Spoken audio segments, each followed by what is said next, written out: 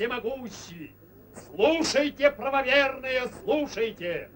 Мир и тишина воцарились на земле.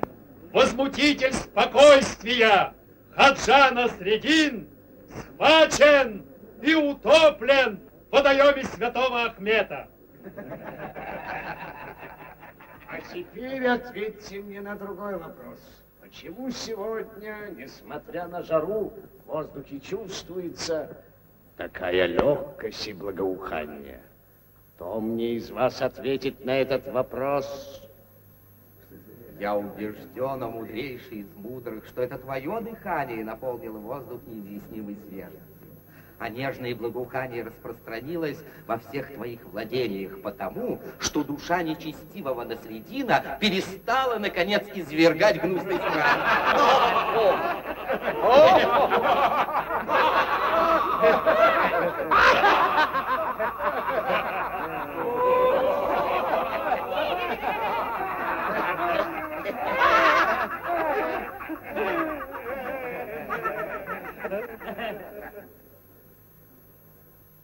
Наш светлейший эмир Бухары соизволил назначить день для устройства всенародного праздника во знаменование казни Хаджи Насреддина.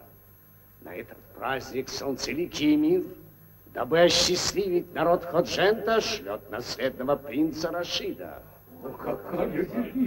Но я всех вас насквозь вижу. Вы жалкие льстецы, клеветники и завистники. Имейте в виду, почтеннейшие, если только во время пребывания принца хоть единая жалоба сорвется с этих жалких уст,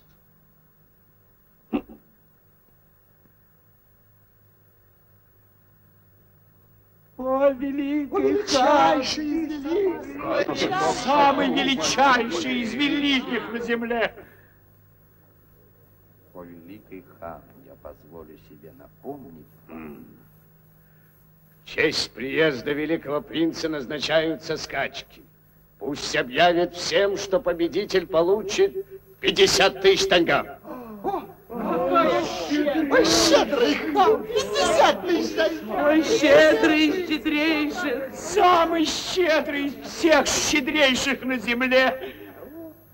Эти 50 тысяч должны внести в казну самые преданные из моих придворных.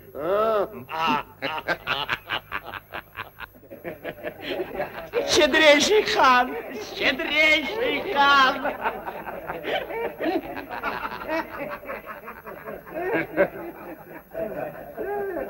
Насреддина видели по дороге в Ходжент. Он, оказывается, еще жив. Жив? Что делать? О, Аллах! Великий хан, дурные вести не имеют уста. Ну, что там еще? Неужели даже в такой день ты не можешь удержать при себе свои отвратительные тюремные новости? Ну что, говори скорее. Ну? Не имеют губы, не поворачивается язык. Его видели на дороге в Ходжент. Кого? Хаджу Насреддина. Что? Закрыть во дворце все двери! Немедленно закрыть все городские ворота!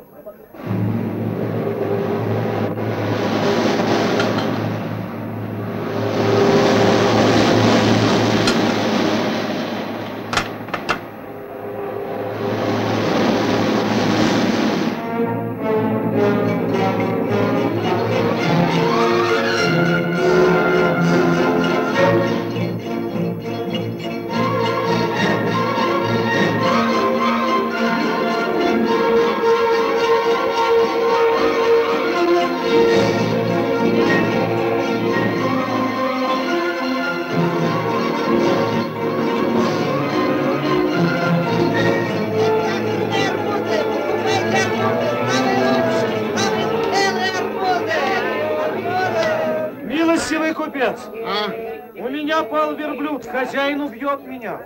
За дело.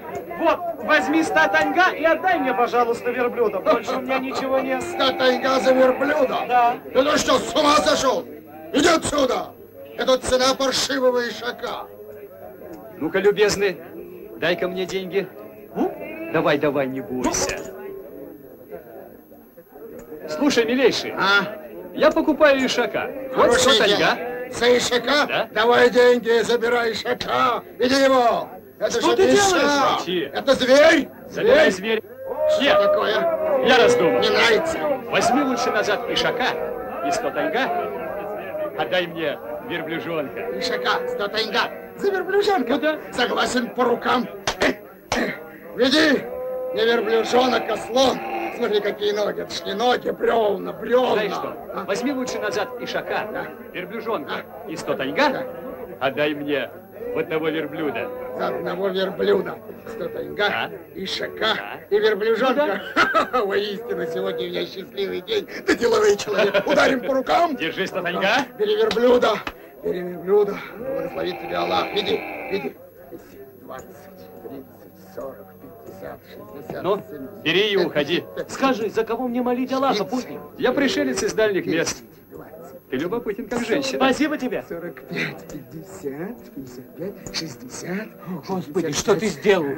За 100 тайга ты отдал ему лучшего чистокровного Обманул! верблюда. Он обманул меня! Ах, он шелудивый собака, жадный шакал, ненасытная гиена!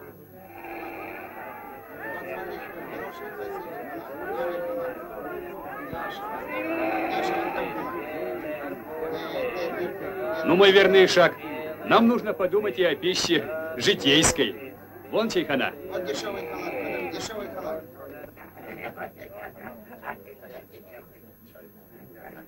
Ассалам алейкум. Ты правду говоришь, его утопили. Я сам слышал, как объявлял глашатый. Не может этого быть. Тише, придержи язык. Кто бы это мог быть, этого человека я встречаю впервые. Наверное, не здешний.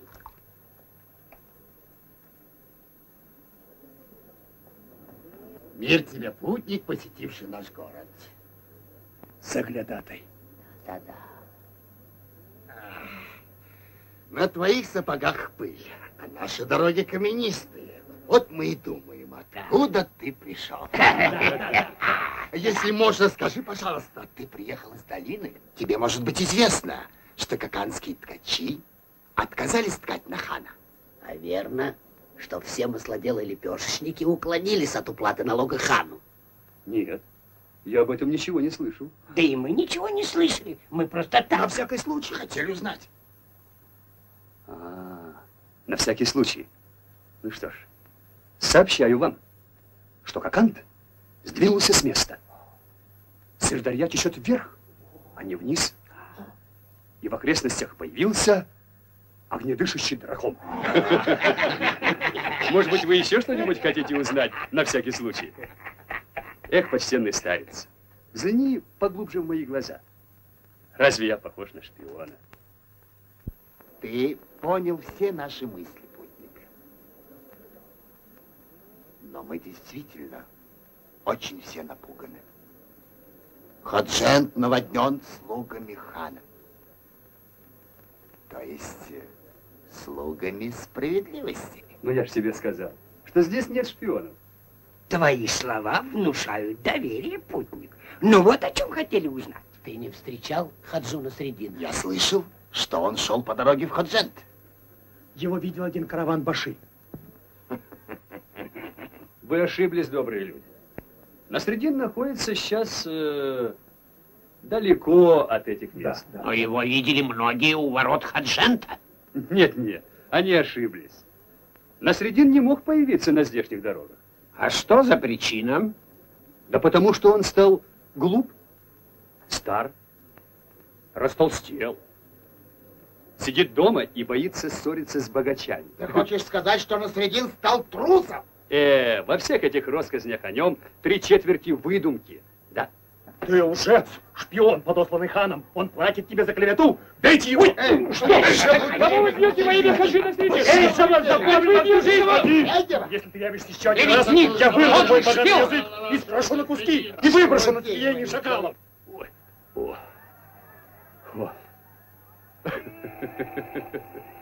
Вот мой верный шаг. Меня уже бьют во имя Хаджина Средина. Теперь не хватает еще, чтобы во славу его меня повесили.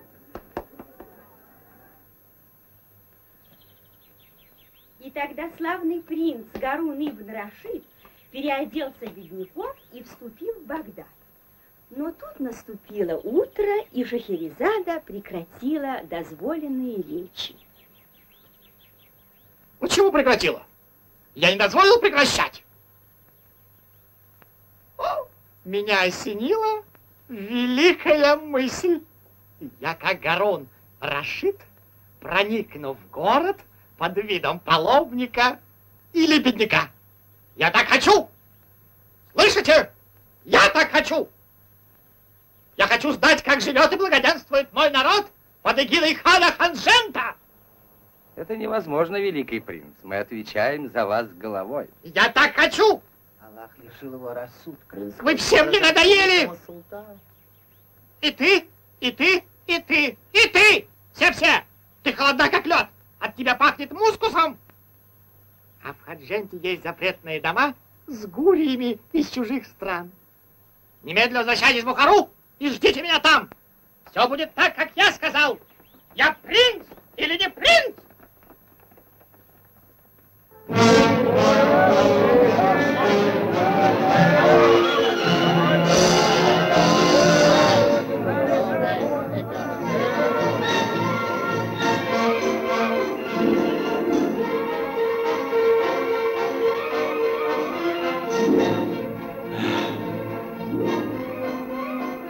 Эй, парень, плати за шашлык. Много у вас тут шляется голодранцев. Видишь, как дошрался. Плати, плати! Да ведь я его не ел. Да, кто пропитал свою лепешку запахом моего шашлыка? Плати, говорю. Да не я. Эй! Ай-яй-яй, нехорошо. Бесплатно пользоваться чужим домом. Ну да. Доставай, доставай. А, деньги. нехорошо, плати, плати скорей! Где твой кошелек? Сколько денег, а? Давай ухо. Давай ухо. А? Иди с миром, бедный А где человек. деньги за мой В шашлык? расчете, в расчете. Ведь он нюхал запах твоего шашлыка. Ага. А ты слышал звон его денег? Нет, я так не согласен. Постой, подожди.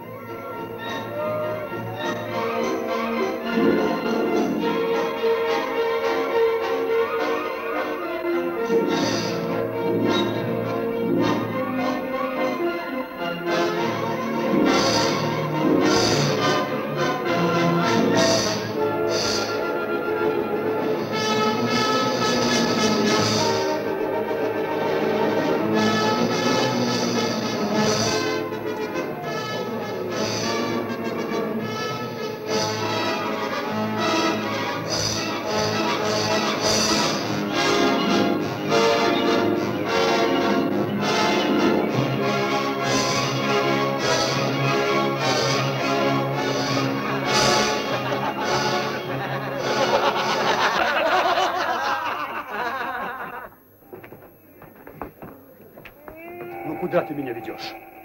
Молчи. Сейчас все узнаешь. Воистину, Хаджент наполнен жирными рябчиками.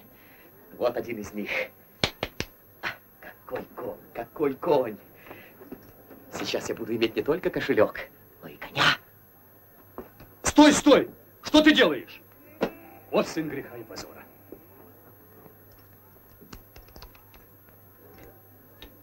Что ты делаешь?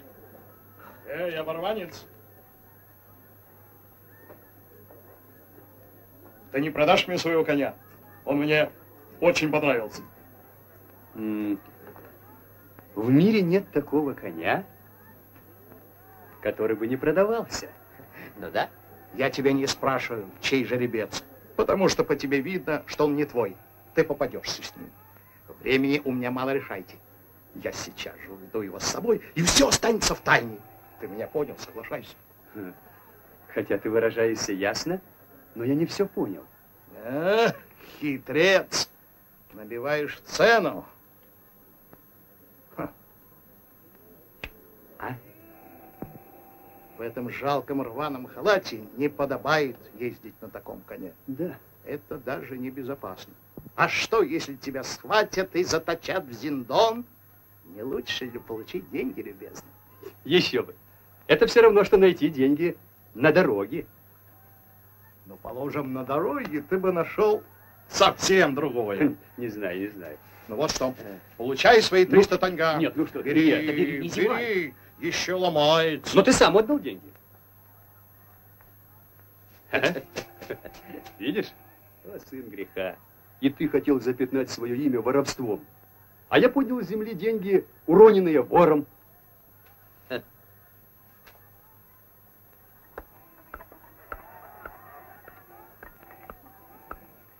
Поехали. При твоем искусстве и твоем уме мы бы весь Хаджент могли украсть. Ух ты, сын греха. Слушайте, не видели моего коня? Серого? Ага. Жеребец. Вот здесь стоял. Ага. Вон повели. Вон! Эй, мой жеребец! Это он! Украли! Украли! Люди! Люди! Стой, стой, держи! Люди! Эй, люди! Давай скорее сюда! Люди! Давай скорее! Держи вора! Давай, давай, давай, давай! Вон бери! Вон с тобой! Скорей! Скорей! Держите! Погони! Вот! Бежи скорее! Держите его, люди! Ограбили!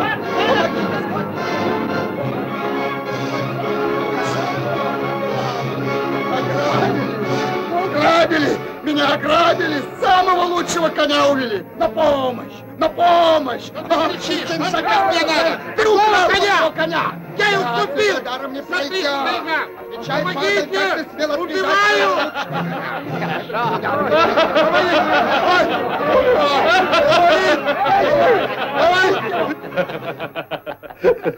Догнали. Хорошо еще все они босые. Ну, что в этом хорошего? Когда босые, то бьют пятками, а пятка по силе удара несравненно уступает носку. Ну, ты, наверное, не раз испытал это на себе. Да, меня били. Били много раз. И пятками, и носками. Я вор, понимаешь, вор.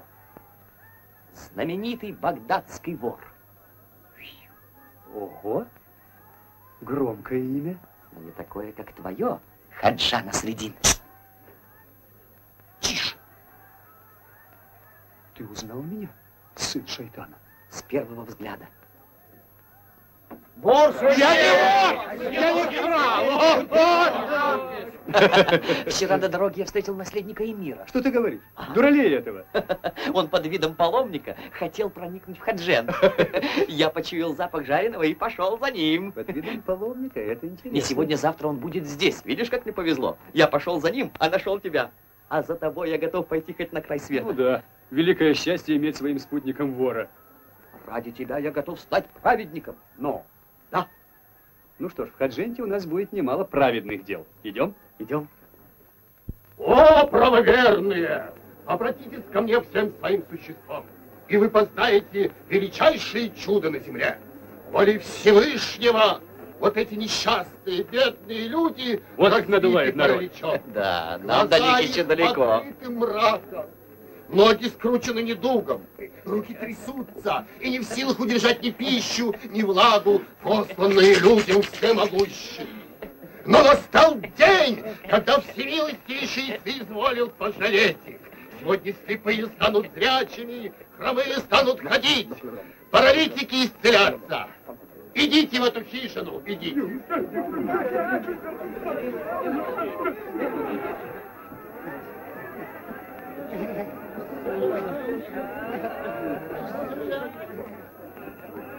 О, правоверные, молчите! Подведите ко мне страждущего. Ближе, ближе, молу. Говори, что у тебя болит, несчастный. А у тебя отнялись руки, да снизойдет на тебя благодать Всевышнего. Скинь, скинь, скинь, только не дуй.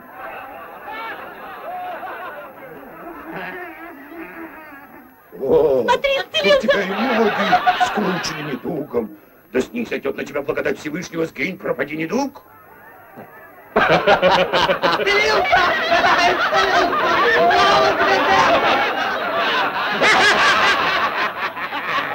Подведите ко мне слепого.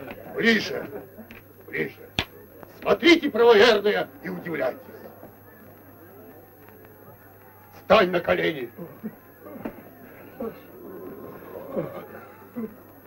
Вижу, не вижу, вижу, не вижу, вижу, не вижу, вижу, не вижу, вижу, не вижу, вижу, не вижу, вижу, не вижу, вижу, вижу, вижу. Что ты моргаешь, болван, вставай. Понял. Вижу, правоверные, вижу, совершилось великое чудо, великое чудо. Благодарю тебя, сударь! Благодарю тебя! Сейчас мы разоблачим всю эту шайку. Мы поднимемся наверх и разгоним все это осиное гнездо к чертовой матери. Ты меня понял? Хорошо. Свершилось чудо. Слепые прозрели, парализованные стали ходить. Жертвуйте кто сколько может. И это принесет вам счастье. Не зевай. Эй, уважаемые!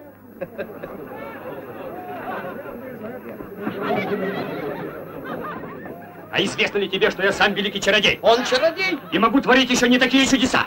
Он может все. Кто вы? Откуда взялись эти люди? Они сомневаются в силе наших заклинаний. Увидите эти дерзкие... Правоверные! Я сейчас всех исцелю, даже не прикасаясь к ним. Вижу, не вижу, вижу, не вижу, вижу, не вижу. Сгинь, пропади. Вижу, не вижу, сгинь, пропади. Землетрясение! Землетрясение! Спасайся, кто может! Землетрясение! Правоверные! Спасайся, кто может!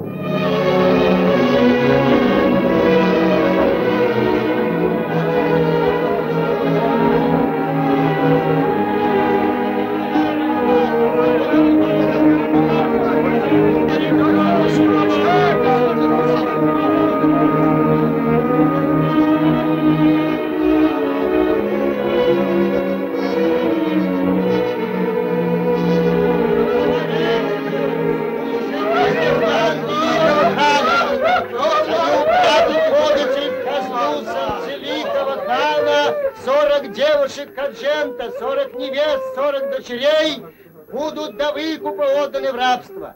Эмир Бухары так соизволил приказать своему карающему мечу хану Каджента. Если меч ржавеет в ножнах, самое время вытереть его о юбки этих несчастных. Справедливо ты говоришь. Сами говорить мудрость. Летите на волю. И хорошо, что над вами нет всевластных, всесильных и всемудрых. Разойдись, стража! Разогнать толпу! Эй, кто вы, презренные оборванцы? Так мы сельские жители, чтя древние обычаи, выпустили на волю несколько птиц во славу великого хана. Что? Это вредный, глупый и устаревший обычай. Слышите, сельские жители, не разрешаю выпускать на волю.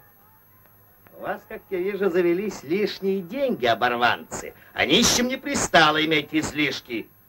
Это главная заповедь хана. Что это?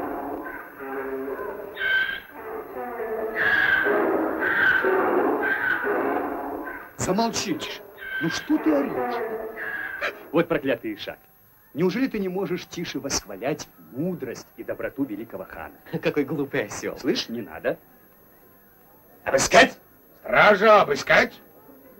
Что вы делаете? Я боюсь щекотки. О, золото! Вот это находка! Вот славный камельбек! Я нашел у них золото! Спрячь! Слушайся. О, сиятельный камельбек, у меня еще есть эта цепочка. Уважаемый начальник стражи случайно забыл ее. Да. Отпустить! Эй, освободите его! Стража, за мной!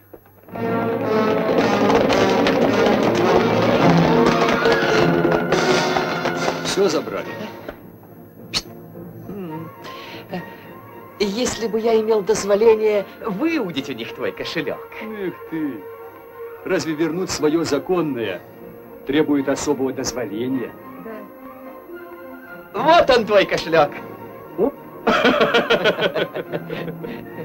Бежим.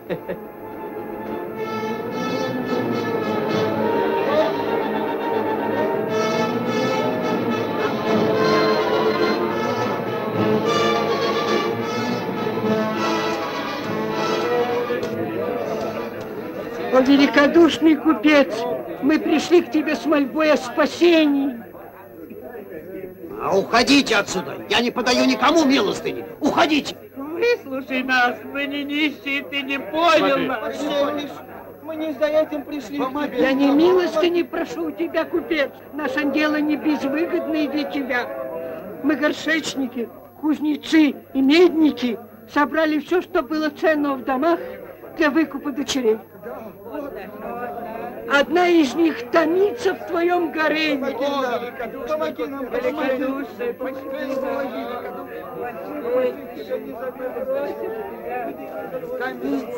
нам, почтеннейший.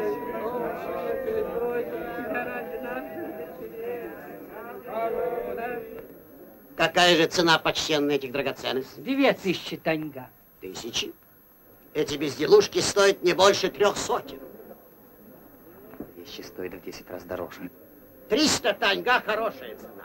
Больше я не могу заплатить, клянусь. Нет, за такую цену мы не отдадим. Ты хочешь нас ограбить? Вы, кажется, забыли, почтенные, что продажа драгоценностей наказуется плетьми. Я мог бы сейчас позвать стражу. И только из жалости не хочу этого делать. Берите 300 и уходите. Отдай добро! Отдай сейчас!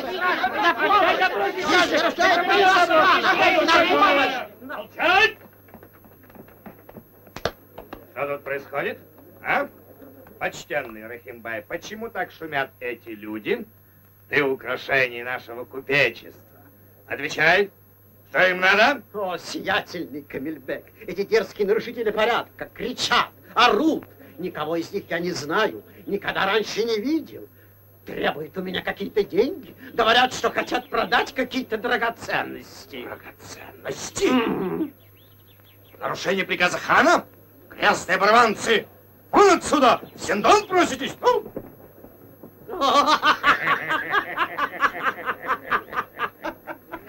О, сиятельный Камильбек, половина этих драгоценностей ваша законная доля. Ваш недостойный слуга рад вас видеть, сиятельный Камильбек. Не угодно. Благодарю, уважаемый Рахимбай. Я буду счастлив, если вы согласитесь принять эти дары. Нет. Не обижайте своего покорного слугу. Возьмите в знак моего величайшего уважения к вам. Отведайте эти плоды земли, почтеннейший Камильбек. Я сам вор. Всю жизнь провел с ворами, но такого разбойника не видел.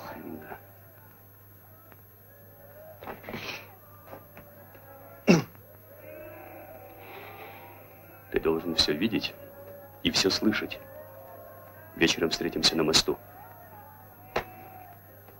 Сын эмира Бухары едет в Хаджент.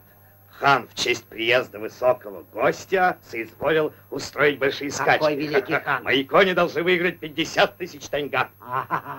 50 тысяч таньга! Какая великая щедрость! О, сиятельный Камильбек! У меня во дворе ждут твоего взора 2 чистокровных арабских коня. Эй, кто там? Посиди в лавке, я скоро вернусь.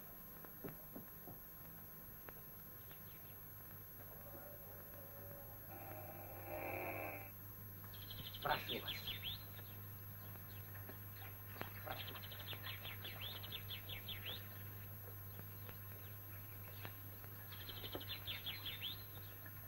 Может быть, они помогут вам усладить взор блистательного принца. Ради этого я не пожалел 50 тысяч таньга. О, это похвально. Ваш усердие заслуживает награды. Я доложу о ваших нуждах хану. Я ваш раб, но это еще не все. Не будет большим грехом перед Аллахом, о сиятельный Камильбек, если я покажу вам еще одно свое приобретение. Мой гарем пополнился новой ослепительной звездой, с которой не сравнится ни одна из гурий рая.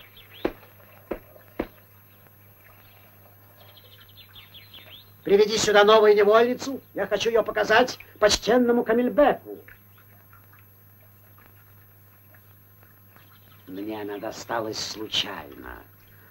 За долги дочь медника, не уплатившего подати. Имущество всех здешних горшечников, медников и портных не хватит для того, чтобы выкупить ее. Стройна, как кипарис, губы, как гранат. Ноги, как у лани, глаза глубже темной ночи, бедра, как луна. Немного ли прелестей вы увидели в рабыне? Мне бы хотелось убедиться. Сейчас она появится, и вы увидите, что я был прав. Не правда ли? Красота ее сжигает глаза. Я не обманул вас. Уважаемый Камильбек, побудь с князем Гулям, я должен идти. А ты ступай. Смотри за ней как можно внимательней. Я распоряжусь в лавке и скоро вернусь.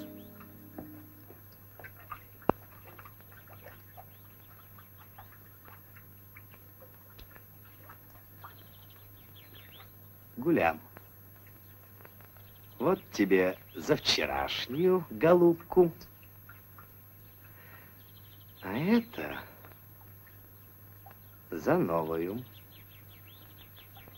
Я должен ее сегодня же лицезреть.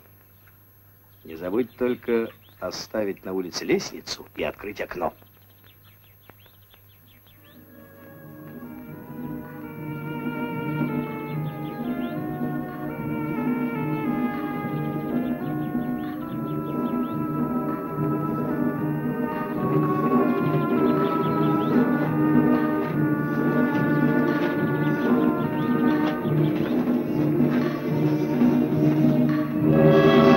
Остановитесь, купцы!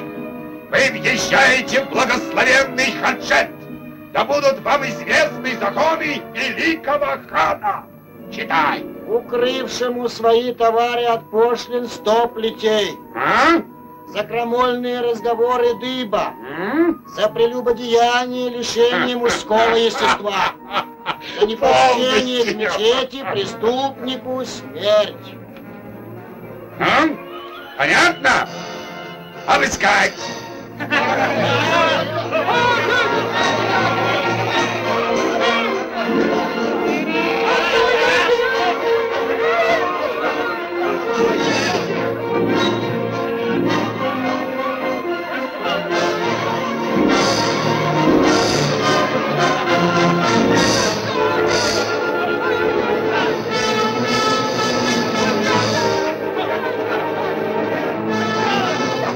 Если это сбор пошлины, то тогда что такое грабеж?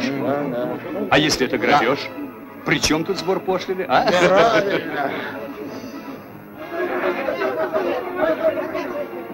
Ох, как мудро устроен мир! Хан получает налоги властью, данной от Бога, а эти достойные люди просто ловкостью рук.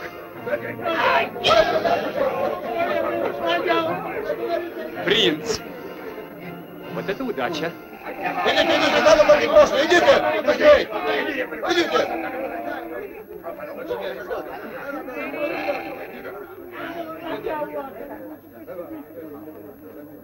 Ну, скорее, скорее идите. Принц ищет приключения. Сейчас я ему их устрою. А это что за чучело? Откуда вы пришли и зачем, а? Мы решили осмотреть достопримечательности этого глиняного горшка. Что? Начальник стражи. А? Высокочтимый начальник стражи. Он, наверное, сумасшедший, а? Ну что же, платите паломничью пошлину и можете вступать в город. Присмотри за этим очарованным, а то еще покусает людей. Ходят тут разные. Ты щедр, как принц, уважаемый путник, но позволь заметить, за лицезрение плит мечети имама у нас полагается двойная плата. Давай. Но ведь это плата за лицезрение 2 глазами. А у паломников-то 6, их ведь 3. Верно. Что? Плати еще. Негодяй! Что? Негодяй! Грязная собака! Ты хочешь, чтобы я залил твою мерзкую глотку расплавленным золотом, а твоих стражников сдаил в Зиндоне? А с умалишенных у нас взимается тройная плата. Плати и убирайся вон. Да. На колени, собака! На колени! Или я клянусь именем моего отца и мира Бухары, я заставлю тебя проглотить собственный язык! На колени! На колени! Я стою! Зиндон! Всех Зиндон! Сыны мира! На колени! На колени, правоверные! Перед великим властелином дураков! Начальник стражи, эти люди опасны. Ведь если сумасшедший заявляет, что он сын Эмира, значит и самый мир недалек от сумасшествия. Да?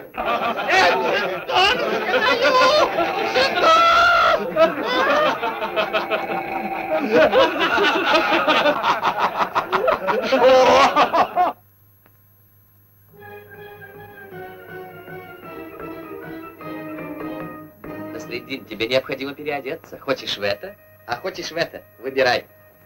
Ходжент невелик, а тебя уже многие знают. О, в этом балахоне я буду похож на заезжего дервиша-шарлатана. Ну а в этом на добропорядочного муллу. Говорят, что ты и был муллой. Ну так говорят лжецы. Им выгодно заполучить меня в свою компанию. Вот они и выдумывают, что я ветхий старец, краснобай, шут. А я попробовал сказать это простым людям в чайхане, и они наломали мне шею. Молодцы. Так и надо. Каждый видит мир таким, каким подсказывает ему сердце. Ну вот что, мне пора идти. Иди, и да поможет тебе Аллах.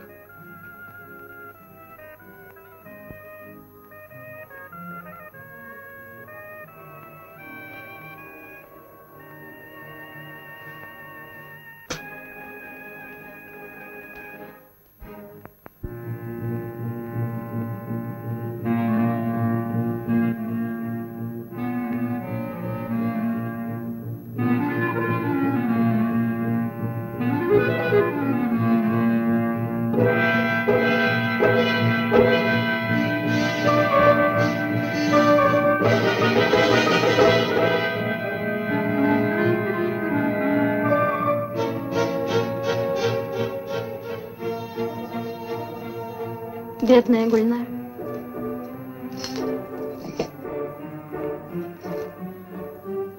И ты, Зумрад. Так же несчастный, как и я. Почему чудеса бывают лишь в сказке? Почему добрые волшебники обошли меня своей милостью? Ты ошибаешься, о красавица. Ты звала волшебника? Звала? Я здесь. Собирайся поскорей, а то чары рассеются, и нам может помешать злой волшебник.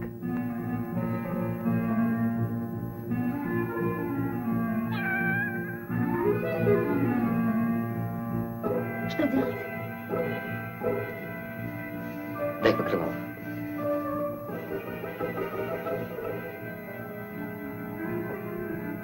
Сиди здесь и молчи, иначе не видать тебе освобождения.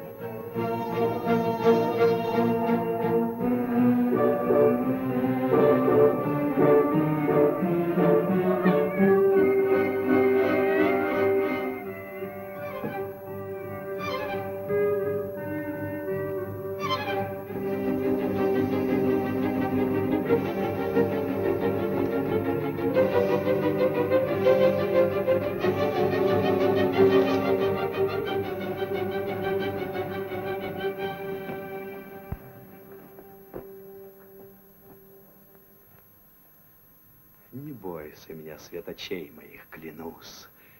Именем Аллаха я помоложе и покрасивее этого вонючего хорька Рахимбая. Ты прекрасней всех гури рая.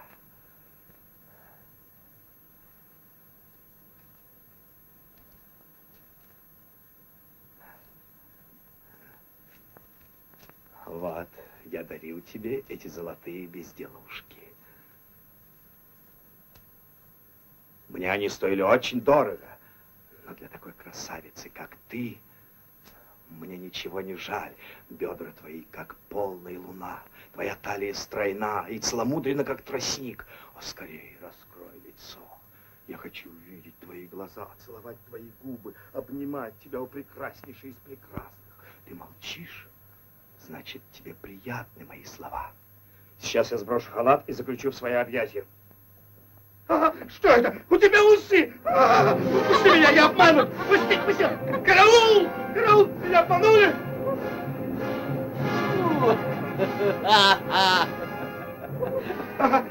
Подожди, проклятый Рахимбай!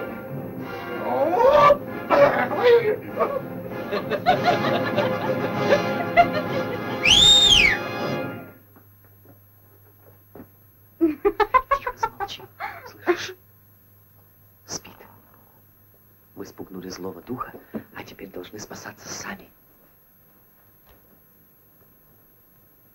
Идем.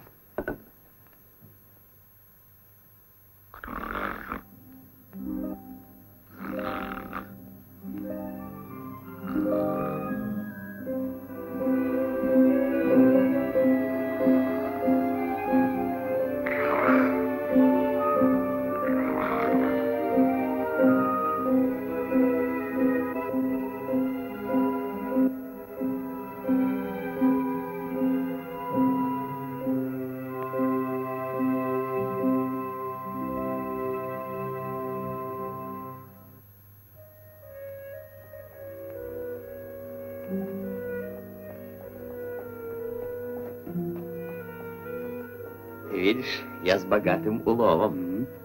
Вижу, вижу. Давай.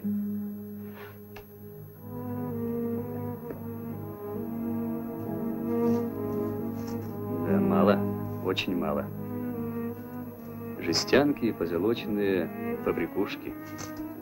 Всего этого хватит для выкупа 2 девушек, а их ведь 40. У себя в Багдаде я бы без труда собрал нужную сумму. А у этих хадженцев нечего и украсть. Есть 1000 способов, чтобы восстановить справедливость. Не на этом ли мосту собираются гадальщики Хаджента? С утра и до вечерней молитвы здесь обитают эти шпионы и жулики. Аллах наградил меня мудростью. Игра втроем. Ты, я и этот многогрешный меняла. Что ты задумал? Ты должен увести его жеребцов. Так. А я стану придворным гадальщиком хана. Погоди, погоди. А что, если тебе на время стать... Кем стать? Посмотрим, посмотрим.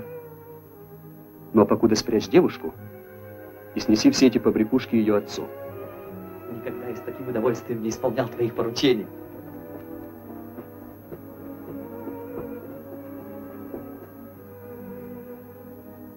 Пойдем, красавица. Я укрою тебя у верных людей, а затем внесу выкуп, и ты снова вольная птица. Счастлив будет тот, кто станет твоим избранником. У меня еще нет его. О, он будет. Обязательно будет. Такому драгоценному камню нужна достойная оправа. Будь проклят день, толкнувший меня на дорогу бесчестия. Ты спас меня, не думая о вознаграждении. А бескорыстие это мог сделать человек с большой и чистой душой. Ты говоришь это мне, вору? Я вижу тебя другим. И всегда буду видеть не таким, как ты говоришь. О, клянусь, ты не ошибешься.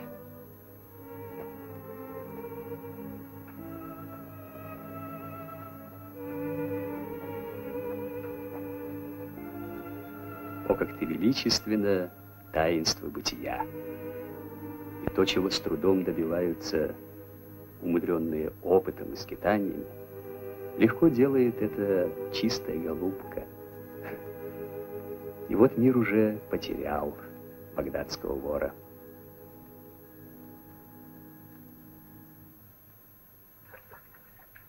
Ну, когда же приедет в Хаджент высокородный принц, затмивший своим величием луну и солнце? Как мне стало известно от моих гонцов, принц задерживается, великий хан. Но я не могу откладывать назначенные скачки. Я проведу их без него. А победителя покажу потом принцу. Да, я слышал, у твоих знаменитых текинских жеребцов появились соперники. Я их видела, повелитель, кони хороши. Но я уверен, что им еще далеко до моих полукровки. Так как же осмеливается этот мерзкий купец Рахимбай появиться перед нашим взором? О, мой повелитель, это простой меняло с рынка. Разве ему известны законы высшей благопристойности? Это ты говоришь о благопристойности. Даже самые мои приближенные вельможи не могут похвастаться ею. Кое-кто с пышными усами под покровом ночи заглядывает в чужие гаремы.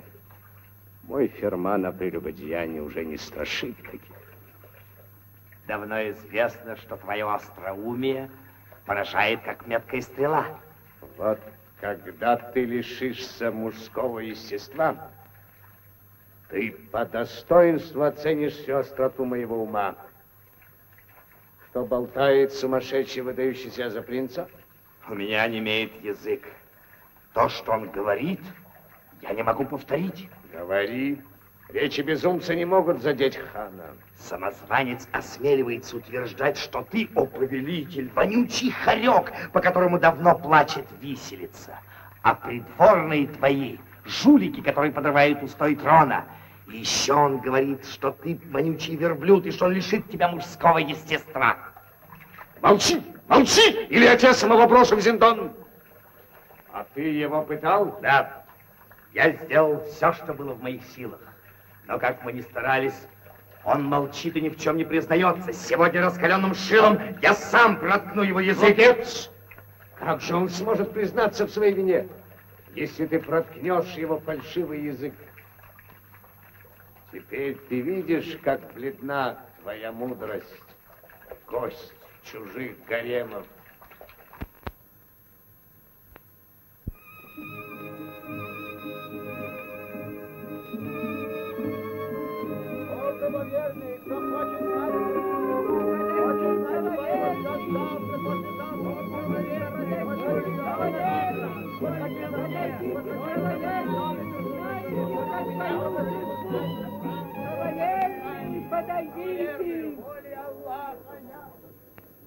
Ну, говори. О, все постигающий, скажи, в новом браке буду ли я счастлива? Ты хочешь узнать великую тайну, захотят ли духи открыть ее?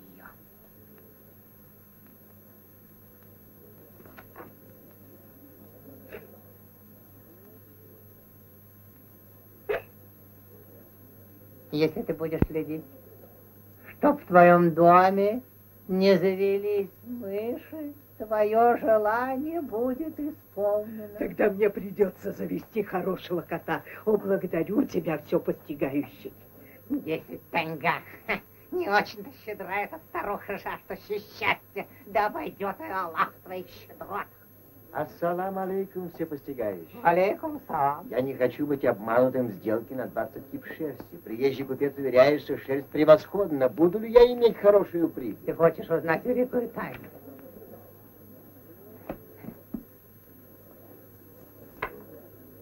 Битси-битси, ала-битси, битси-битси, ала-битси, куф, суф, суф, куф, суф.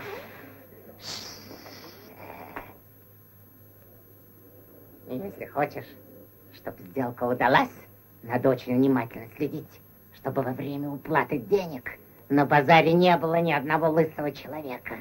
Гони 20 тенга, и можешь совершать свою сделку. Мне исполнилось 90 лет. Скажи во всезнающий, могу ли я иметь детей? Ну, конечно, можешь, если у тебя будет молодой сосед. Что тебе здесь нужно, грубиян? Уходи, твоего мнения никто не спрашивает. Я и спрашивать его не хочу. А ты кто такой? Скажи мне, о великий маг, где я могу расстелить свой скромный коврик? Откуда ты взялся, несчастный? Нам тут скоро самим жрать будет нечего. Убирайся отсюда, слышишь? Надо отсюда бежать. За целый день вчера я заработал 10 тенга. О мудрые провидцы человеческих судеб! Вам нечего бояться, ведь я гадаю только на розыск похищенного. Что? На розыск похищенного? Он ищет украденное, но наслышала.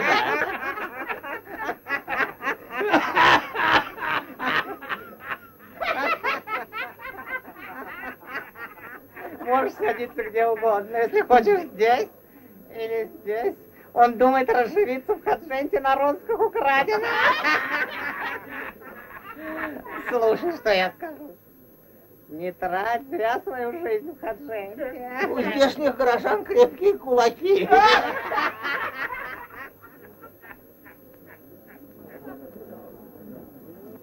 Возвращаю все пропажи. Раскрываю тотчас кражи. Эй, хадженцы, подходите, свои вещи находите.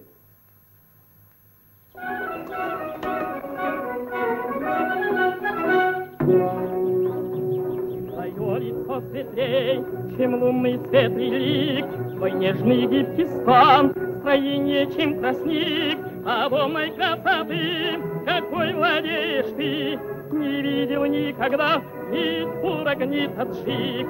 Обомной красоты, какой владеешь ты, не видел никогда ни турок, ни таджик, ни турок, ни таджик.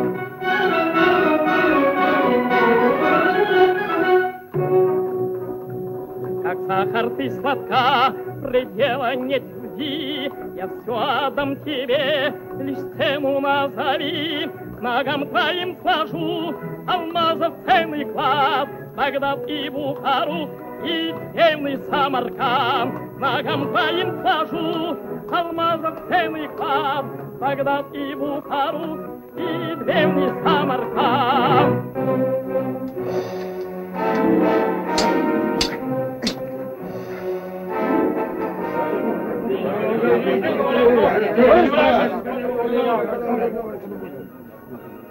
Ты кто? Я бедный купец. Он лжет! Это Бай-Агабек. Все селенье плачет от него. У меня он забрал дочь. У меня последний шака увел. Тихо! Отведите его к атаману, а добро раздайте им. Слушай. А ты кто такой? Я главный стряпчий великого эмира. Вы ответите головой. Стряпчий? Накормите его пловом, да таким, чтоб масло кипело. Пусть знает, как встречает слуг эмира наш атаман Али-Баба, сын Медника. Убрать! Вижу, скачут два всадника по дороге справа. А конем схватить их и привести сюда, а этих двух отправить в подземелье. Иди.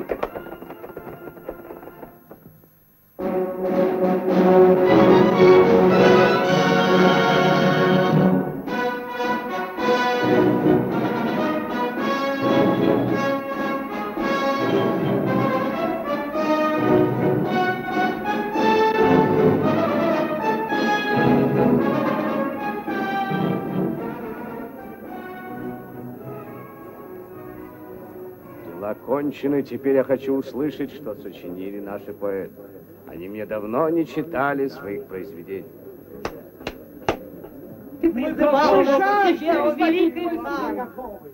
Кто из вас начнет первым? Да.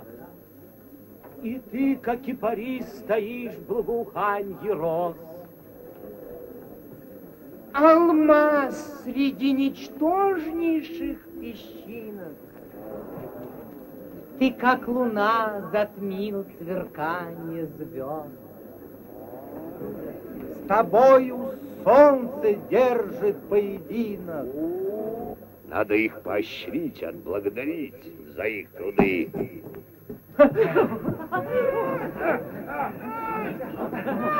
Мое!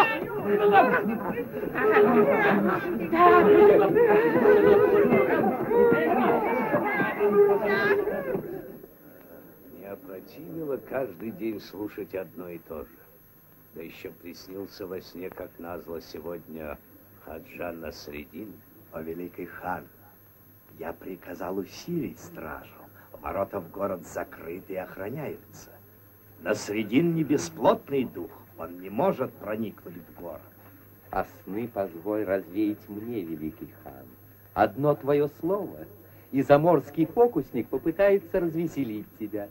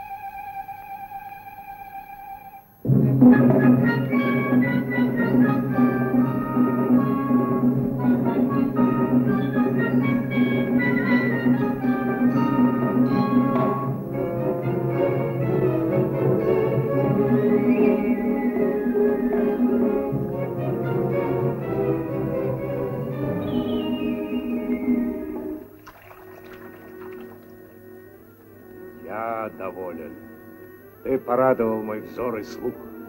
Пусть войдут все те, кто хотел нас видеть. Иди.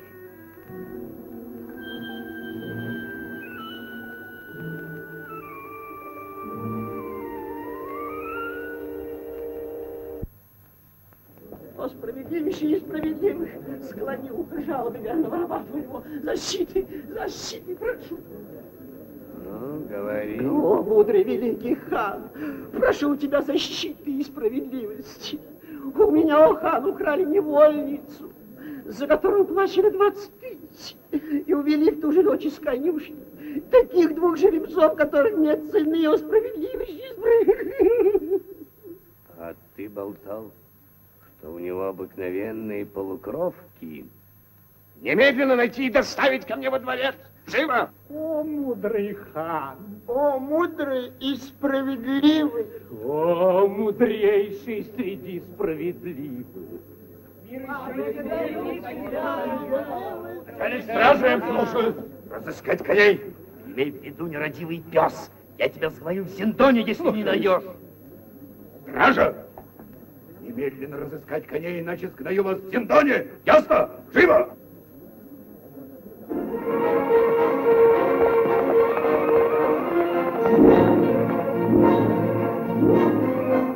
Запомни, мошенник, если только ты не обнаружишь вора, я брошу тебя в Зиндон. О, блистательный Камельбек, напротив меня сидит иноземец. Мне говорили, что в розыске похищенного с ним никто не может сравниться. Почему ты набрал в рот воды, гадальщик? Разве ты не слышал, что хан нуждается в твоих услугах? Возьмите его и бейте до тех пор, пока он не скажет, у кого находятся украденные кони. Недостойный раб, повергая стопам сиятельного князя, мольбу выслушать его. Я действительно могу найти пропавших коней. Почему же ты до сих пор не нашел их? О, сиятельный князь, мое гадание требует, чтобы потерпевший самолично пришел ко мне, иначе он потеряет силу. Ну хорошо, хорошо, он придет. Но если ты лжешь, лучше бы тебе совсем не родиться на свете. Позвать сюда Рахимбая. Но мы-то хорошо все знаем, что не найдет он этих коней. Из-за него и нас предадут смерти.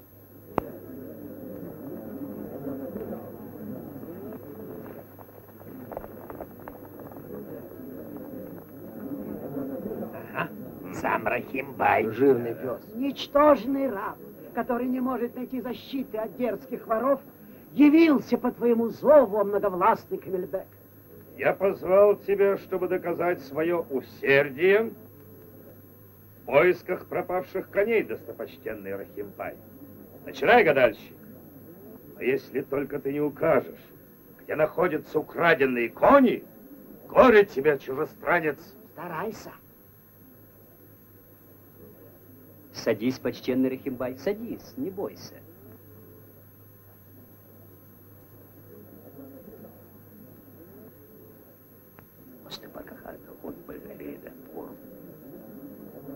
У тебя пропали 2 коня. Один белый, другой черный. Да-да, многие любовались им. Ты верно говоришь, всевидящий, они стояли у меня в конюшне. Знаю. Ой.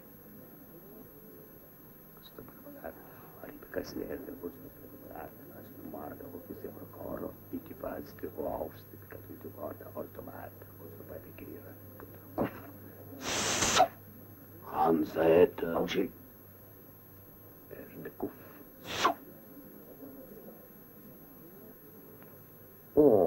О, вижу. В подкову белого жеребца вбит золотой заговоренный гвоздь. В подкову черного серебряный. Так вы осмелились, уважаемый Рахимбай, пренебречь ферманом хана и прибегли к заговору и колдовству только для того, чтобы ваши кони оказались первыми на скачках, немедленно в Зиндон? Не знаю, о каких таких заговоренных гвоздях говорит этот гадальщик. Скорее всего, он набивает себе цену. Говори, сколько ты хочешь. Но о цене мы должны говорить только вдвоем. О цене нужно говорить втроем. Нельзя? мое гадание потеряет силу. Убирайтесь отсюда! Эй, вы! Уходите! Теперь мы одни. Не могу понять, откуда в копытах у лошадей заговоренные гвозди. Сейчас узнаешь. Стой, не спеши, не в этом дело. Как бы нам с тобой поладить, чтобы эти кони обернулись в других? Без гвоздей, ты хочешь сказать? Тише, гадальщик. Говори, сколько? 10 тысяч танга.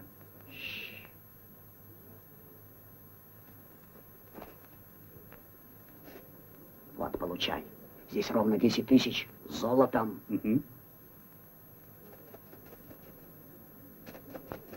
Ах, вор.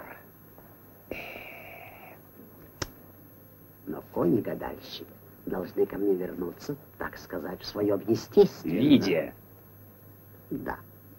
Я понял тебя, о купец. Подойдите все.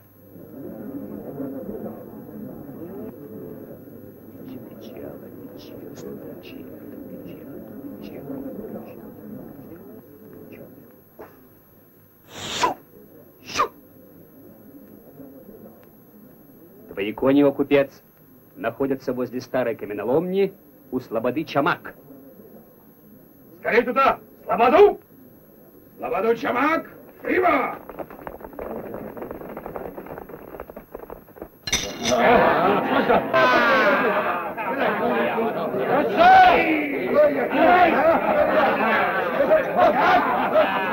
Убью!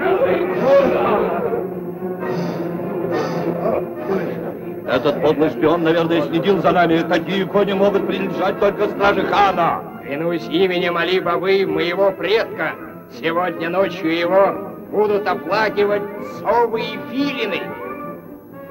О, праведный Аллах! Я ушел из застенков султана. Я избежал котла в Бухаре. А палачи Багдада, эти достойные люди, по сей день тоскуют о моей голове. Погибнуть так бесславно, так глупо во имя моего друга Хаджи Наследина. Хаджи Наследина? Да. Развяжите его.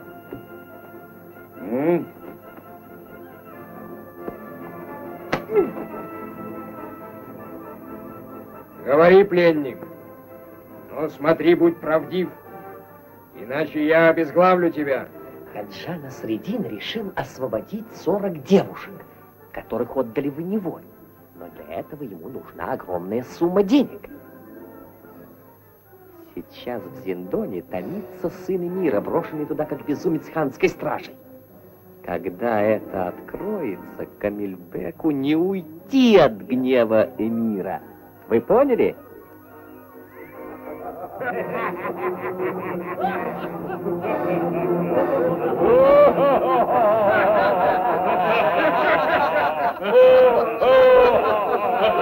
Замолчите! Теперь я убедился, что ты не врешь. Кто мог, кроме Хаджи Насреддина, придумать такую штуку? Я и мои люди готовы помочь вам.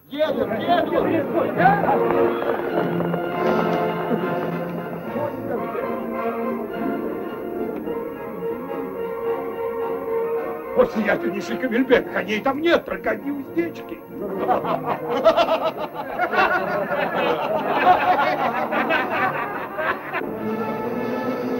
Зиндон его! Зиндон! Но ведь кони были-то! Что, видите его?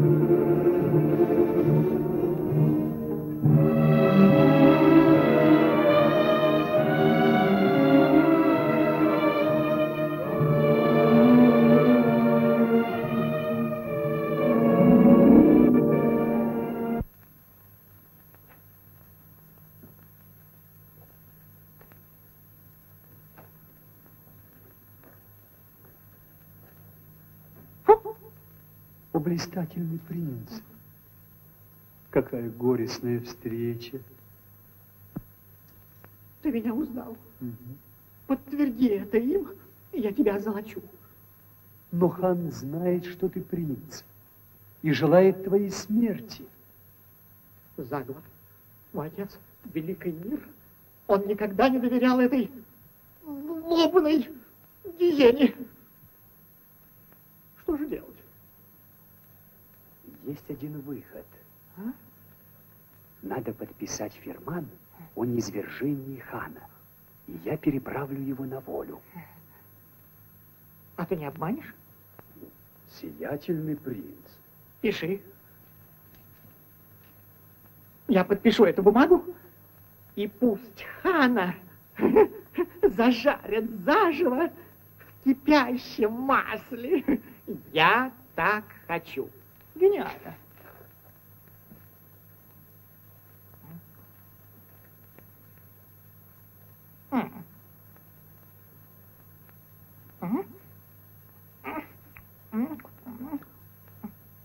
Эй, гадальщика сюда. Слушаю. Выходи, собака.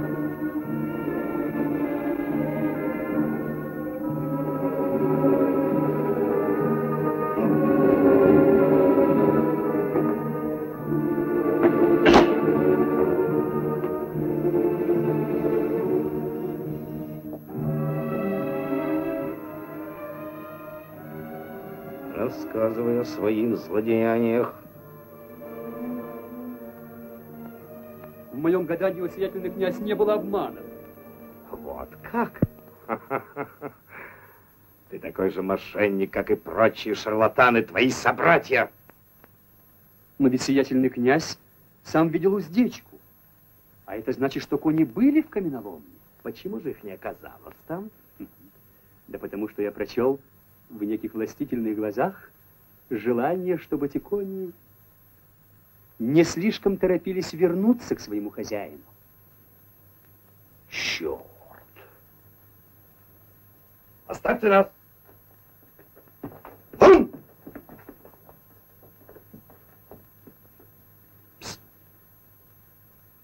Ну а в других глазах я прочел сомнения, касающиеся новой наложницы. Молчи.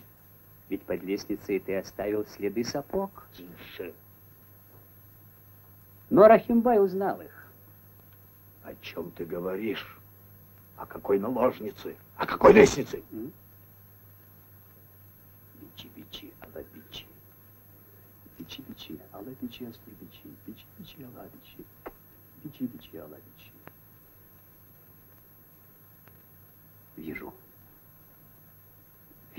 Вижу сиятельного князя.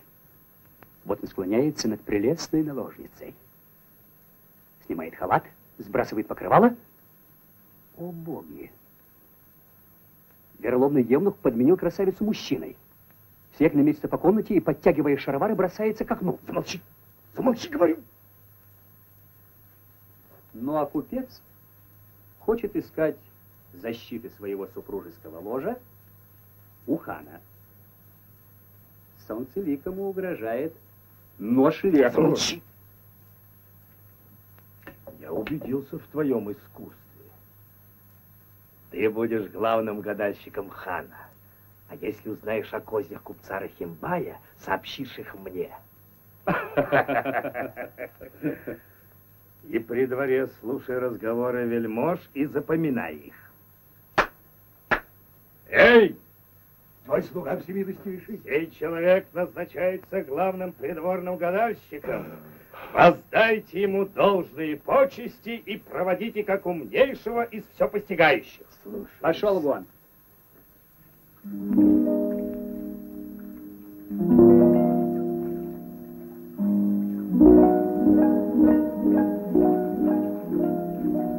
Ну, ты пытал этого гадальщика? Что он узнал о конях? Мы установили, великий хан, что гадальщик невиновен. Раз уж он попал в Зиндон, надо было его на всякий случай обезглавить. Если хану угодно обезглавить этого гадальщика, то сделать это очень легко. Но кто нам укажет, где кони? Их необходимо разыскать до скачек и спрятать от чужих глаз. Тогда его можно будет для вида и отпустить. Ну а после... Ну, делай, как знаешь. А сейчас пришли ко мне в опочивальню ту смуглянку. Я хочу ее послушать.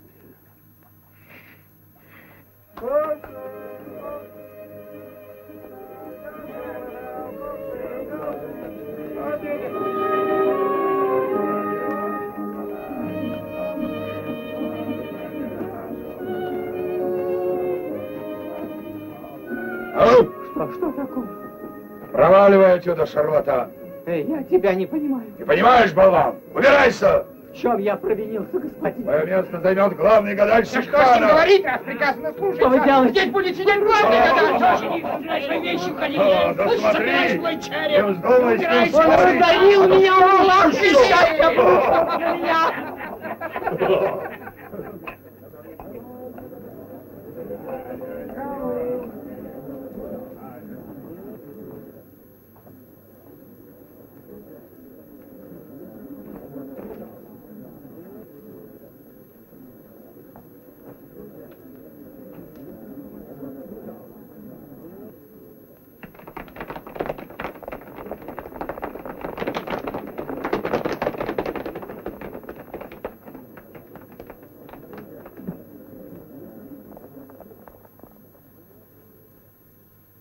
Опускался ли ты на дно мерзостных мыслей и дел купца Рахимбая, гадальщик? Опускался. Но пока ничего опасного.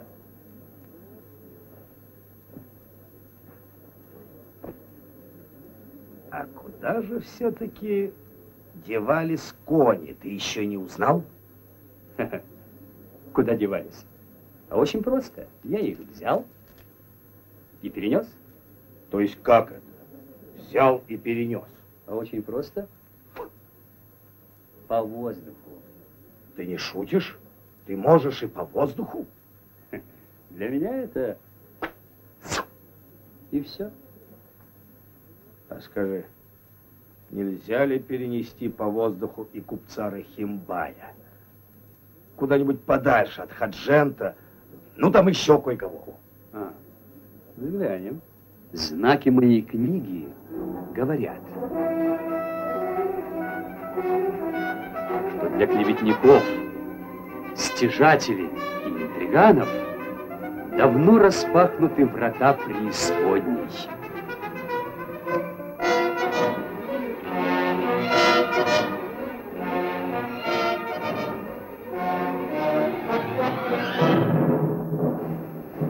Гиена огненная ждет их. Но это возможно лишь при благоприятном расположении звезд. Я хочу, чтобы ты очистил дворец от моих недругов и завистников. Их надо убрать.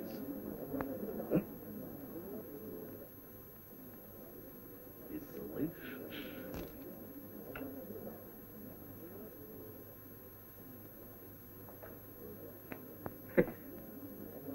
Мне тебя жаль. Я сочувствую твоему горю, Рахимбай. Накануне скачет. Украсть 2 таких чистокровных жеребцов мог только мошенник из мошенников. Если бы я знал, кто этот негодяй. Я хочу тебе помочь. Слушай меня. Не жалей только денег, и Аллах поможет найти украденных коней. Я привел с собой гадальщика. Выслушай его хорошенько, и ты постигнешь тайну. Скажи, о хитроумный, правду о конях Рахимбая, и я обещаю, что горести твои рассеются. Кто бы ни был вор, как бы высоко ни стоял, называй его имя. Не бойся ничего, я обещаю свою защиту. Да. Назови его имя. Я вновь упаду к ногам великого хана и буду просить у него защиты. Говори.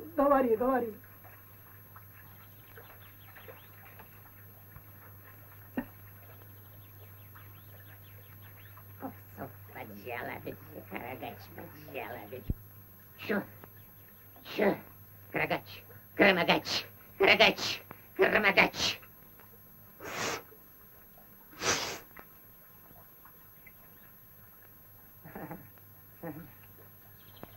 У меня не имеет уста достопочтеннейший, чтобы кони не участвовали в скачках. Их украл блистательный Камильбек. Что? Камильбек?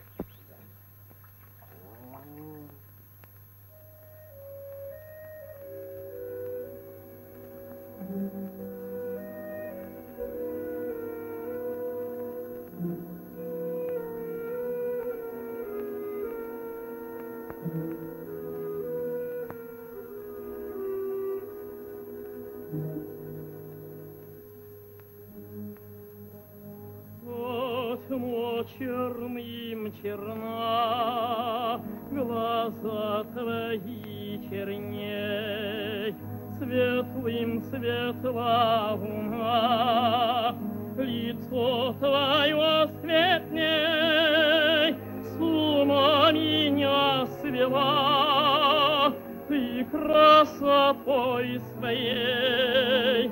Я был бедняк и вор, а стал еще бедней.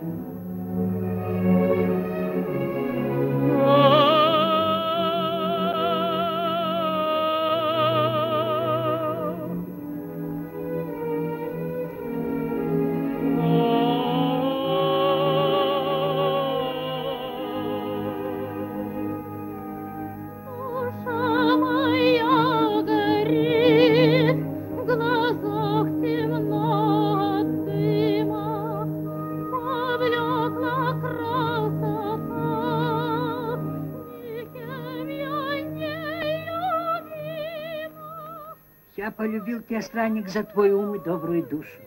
А сегодня я узнал о тебе еще кое-что, и мое сердце согрелось радостью. Что-то ты хитришь, старик. А, ты, наверное, узнал, что я стал несметно богат. О, ты богат, очень богат. Идем, и ты все поймешь.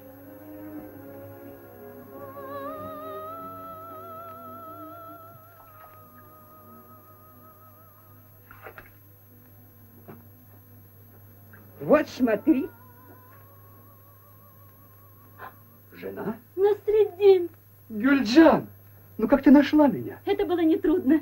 Добрые люди указали, где ты находишься. Одна в это тревожное время? Я не одна. Дети!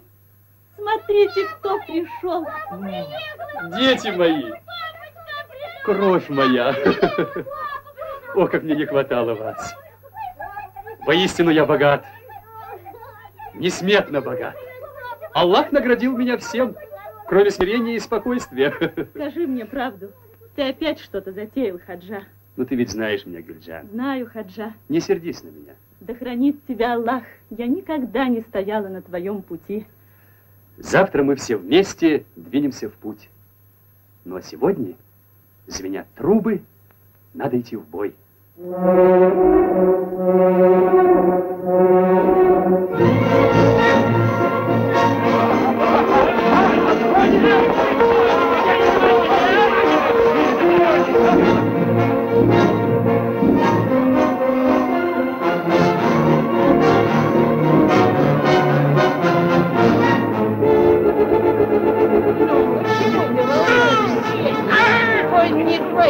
Отстает!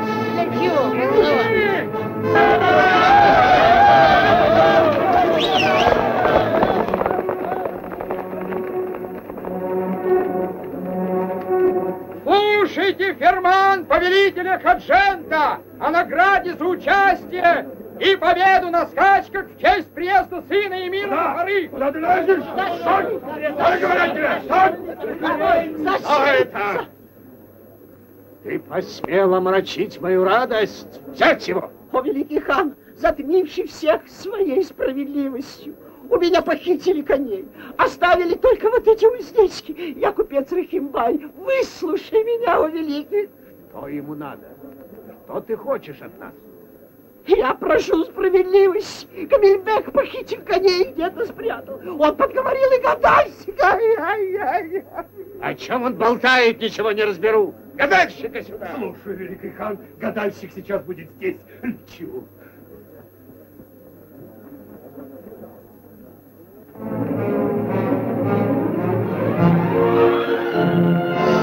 Акерман. Ты принц, сын Эмира. Ясно? Тихо. Вот они. Иди.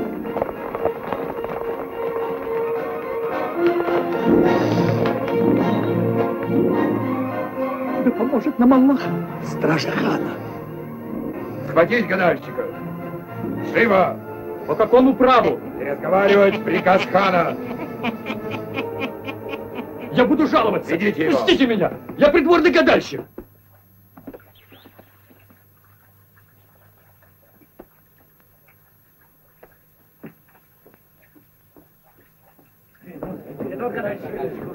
О, великий хан, твое приказание выполнено. Вот он.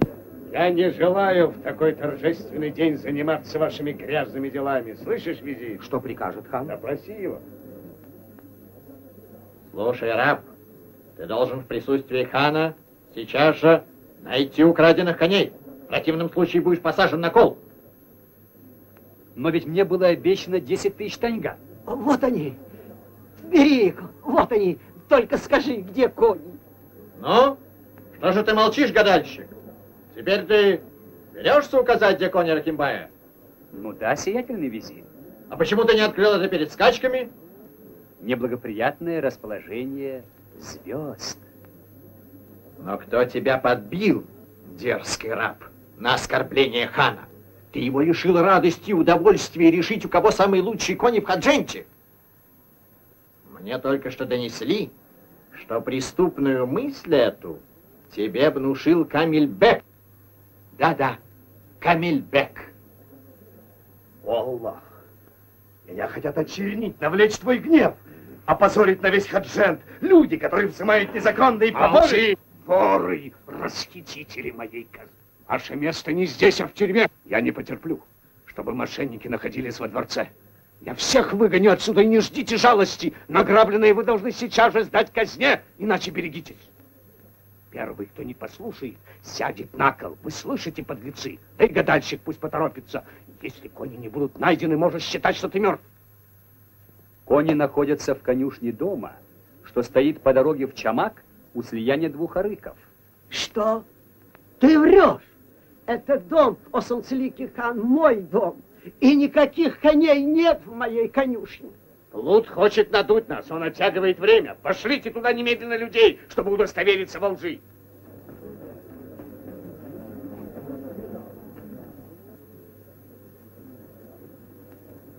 Зубран, атаман велел передать, что у нас все готово. Собирайте людей, я сейчас. Слушаю. Береги себя, Зафар. О, солнцеподобный хан, твое приказание выполнено. Вот украденные кони. Что это значит? Ну, кто был прав, визирь? А, твои кони хороши. Они стоят не меньше 100 тысяч таньга. Чека, отпусти. О, мои великолепные жеребцы! Благодарю тебя, великий хан! Нашлись, мои кони нашлись! Спасибо тебе! Ты вернул мне радость жизни. Но если кони твои, значит деньги мои? Нет. О, солнцеподобный хан! Я взываю к твоей справедливости. Кони действительно мои, но этот плут спрятал их нарочно. Пусть признается, что он совершил это по наущению Камильбека. Мудрый хан, меняла обвинил в обмане и подкупе твоего верного слугу. Но кто объяснит, как попали кони в твою конюшню? Это уж ты объясни. Мы не услышали ответа. Ты припрятал своих коней, так как усомнился, что они победят. А теперь вопишь, что их у тебя украли. Но кто украл? Отвечай, кто? Не знаешь, а обвиняешь. А завтра ты, подлец, солжешь, что я украл твою жену, подобрал ключи к твоей лавке, обворовал дом, прелюбодействовал с невольницей. Камильбек прав. За ложь и обман я навсегда лишаю тебя всех твоих званий, всех прав и полномочий на размен монеты и торговлю. Стража, наказать его и в Зиндо. Слушаю, о повелитель. Взять! Пощади, о великий хан! Я слух великого хана.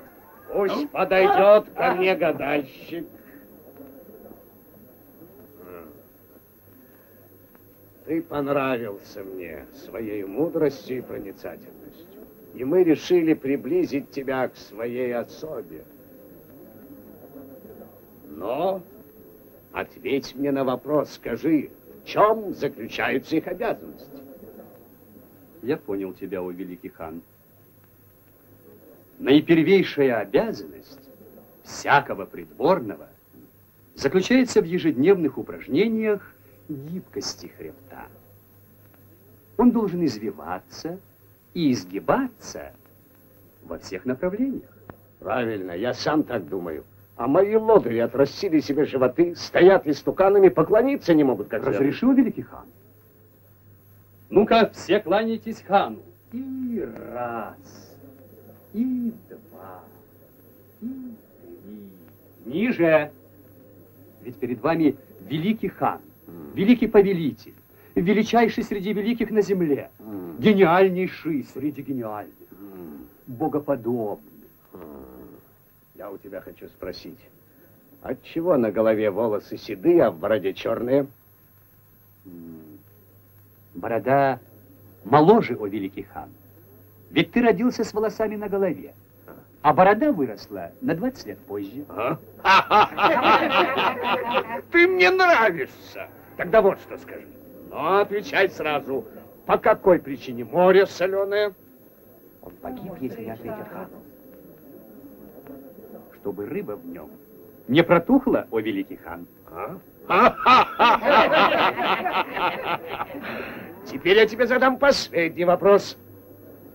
Почему задержался в дороге наш долгожданный гость, его высочество, могущественный принц, сын эмира Бухары? Принц уже здесь, хан. Его свита вступила на площадь. Звенят трубы.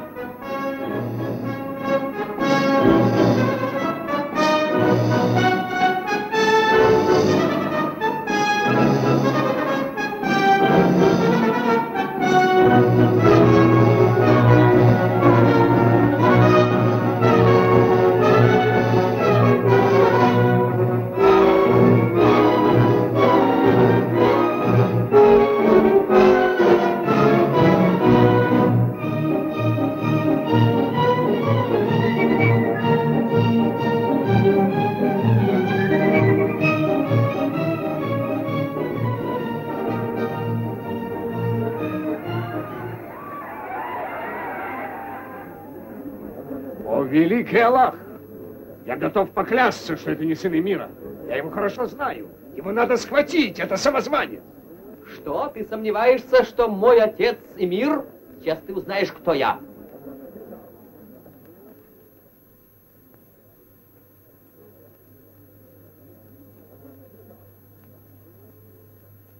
Подлинная подпись принца. Я его подпись знаю. Это принц. Сомнений нет. Взять собаку. Взять собаку? Взять его! Ах, собаку взять! Взять собаку! Синтон его! Его казнят. Сейчас он доберется до нас. А распутника и сластолюбца, насильника и лжеца Камильбека отправить в Бухару к эмиру, чтобы он его осудил за все дела сразу. Взять его! Высокочтимый Камильбек, прошу, хватайте его! Пощадите, о солнцеподобный! Придворных вельмож, запятнавших себя участием в измене, из города изгнать! Убрать их!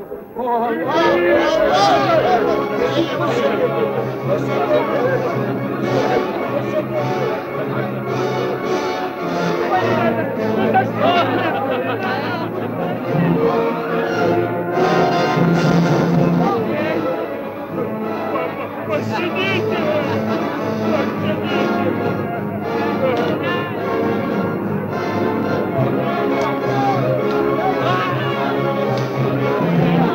Пощади! Пощади!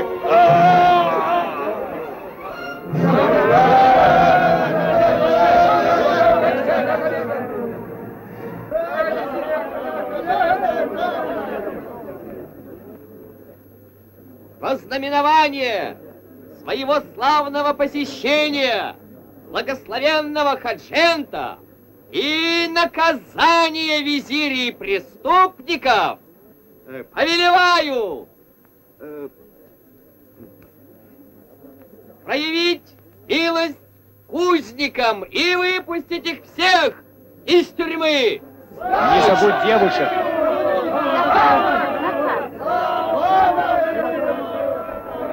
Всех девушек, отданных в рабство за долги и недоимки, возвратить к родителям, а долговые записи уничтожить.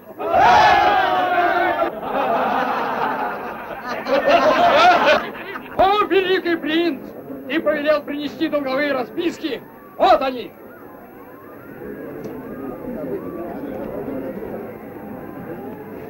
Друзья, держите! Это ваши долговые расписки! Уничтожайте их! Рвите!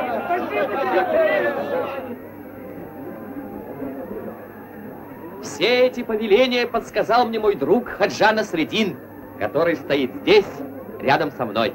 Скажи им что-нибудь, они хотят слушать тебя.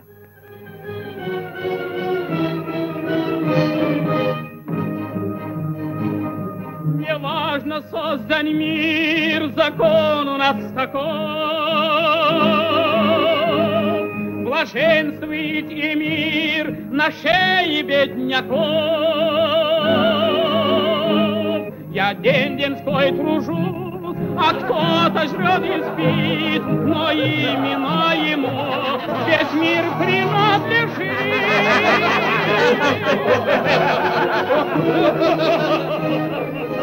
Учи нам, Господень, мире наше бытие.